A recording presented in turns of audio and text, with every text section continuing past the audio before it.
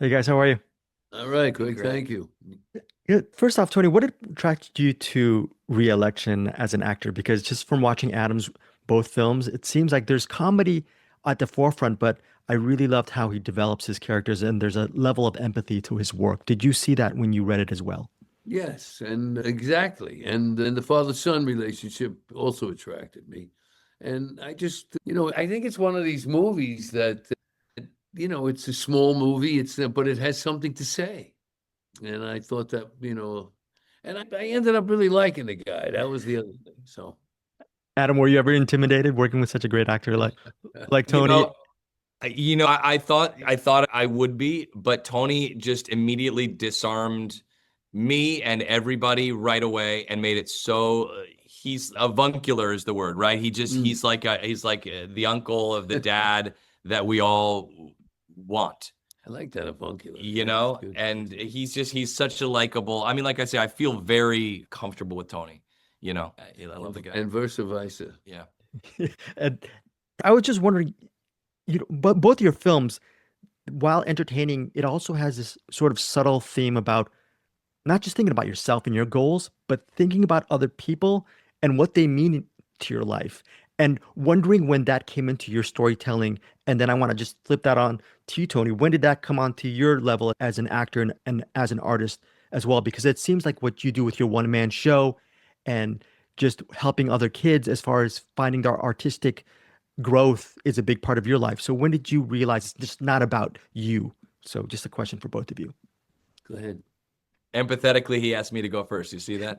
It's really the driving thing that I care about in the world, Greg. It's the main thing I care about. I feel like empathy is at the root of everything that's good, and the absence of it is the root of everything that's bad. Not to oversimplify, but I kind of feel like that's what it is. When we talk about war, we talk about hate crimes, or we talk about people doing horrible things to each other, it's just because they're not walking in the other person's shoes. And if they just did that for 1 second, every one of us is what Jimmy says in the thing. Every one of us has both bad and good in us. We all have the ability to do bad and the ability to do good. And not one person on earth has been good their whole life or bad their whole life. Not one person, you know?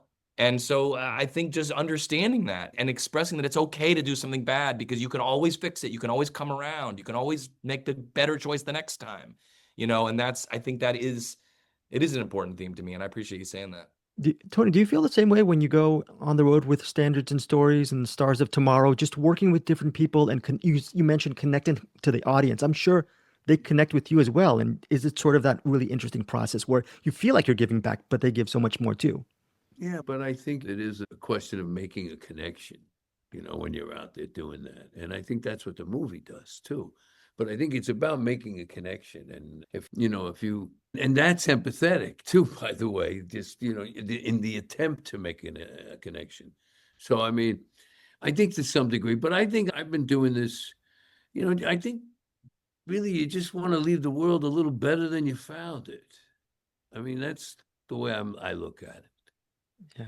So, and just a release schedule for re-election. Can you just talk about that? You're playing in different cities for different weeks, and you might have some of the cast with you. And what is that energy like just to bring your movie on the road, so to speak? Well, what's it like? Do you want to know what? Yeah, their schedule and just is it kind of Yeah. hectic the next several weeks for Oh, you and yeah. your crew? Yeah. It's great. I mean, we open on the 10th in New York, and then we open in Dallas and Atlanta on the 17th.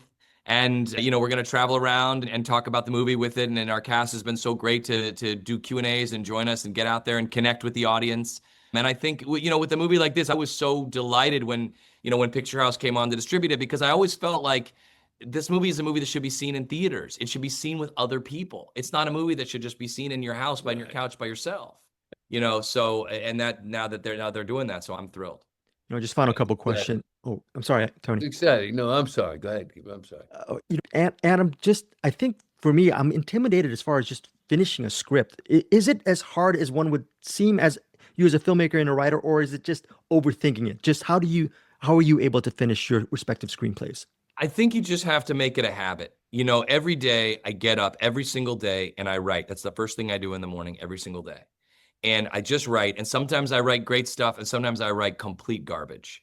But it's just the act of writing every single day. And in doing that, oftentimes I'll give myself that old Hemingway thing, which is the first draft of anything.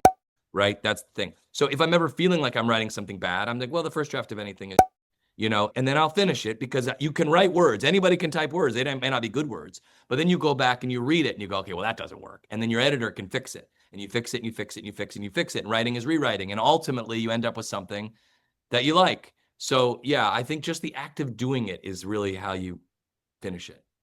And finally, Tony, for my podcast, I do a bunch of movie recommendations for my listeners. The first one, obviously, I'm going to recommend is Re-Election.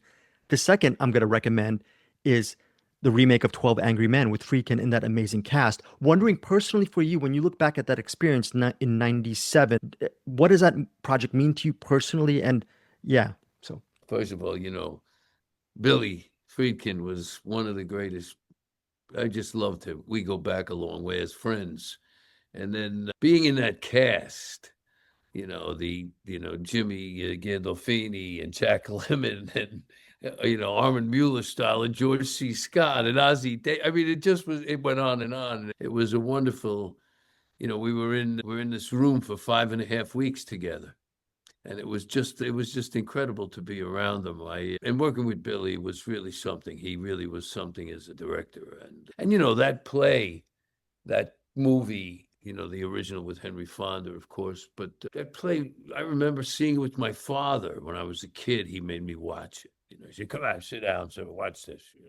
And so we watched it. And so to be able to be in it, to play Jack Warden's part was, it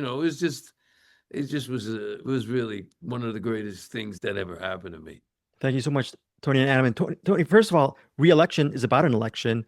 You also quickly mentioned, I saw a recent video of you mentioned this movie called The Best Man, which I never heard of. And you mentioned, speaking of Henry Fonda and Robertson, and you said it speaks to today. So Yes. Very quickly, after watching Re-Election, why should people see The Best Man as well? I mean, it's another movie that speaks to the things that are good in people and the things that sometimes politics brings out in people. Okay. Thanks again so much, guys. And Thank you, Greg. Thanks, Greg. yeah. Adam, are you going to watch Standards and Stories? Are you going to check it out? Because Come on, are you kidding? Absolutely. I got a new one. If I can get a ticket. I got a new one, Sinatra and Stories. Oh, wow. How about that one? Greg? If you're in LA, I'm going to come out. So thank you guys so much Okay. for your time. Love the film. Thanks Thank a you, lot. man. Appreciate Take you. care. Hey guys, thanks so much for watching this video. For more movie and television reviews and interviews, please subscribe to my Deepest Dream channel. Like, comment, share, subscribe. And as always, thanks so much for your support. Take care. Hey guys, thanks so much for watching this video. For more movie and television reviews